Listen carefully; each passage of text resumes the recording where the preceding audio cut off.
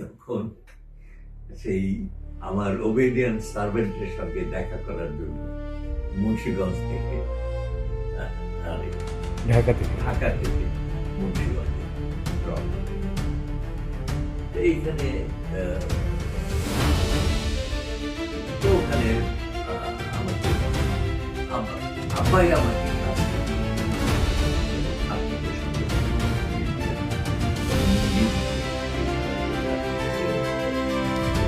বললেন যে তার মধ্যে যেহেতু শিক্ষকের রক্ত আছে তাই আমার কারণ উনিও চলে আসছে।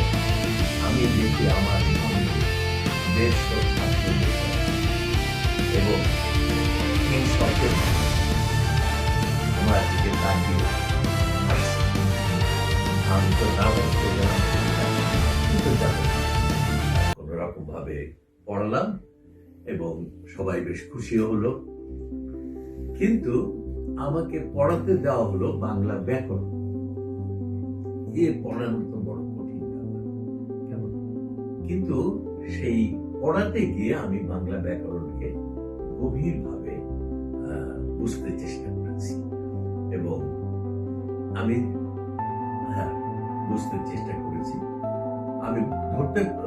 আমি বুঝতে পারলাম যে ব্যাকরণ হচ্ছে একটা ভাষা যত আলো, যত সৌন্দর্য, যত দীপ্তি, যত প্রকাশ ক্ষমতা, সবকিছু একটা সুন্দর বিবরণ, সুন্দর ব্যাখ্যা।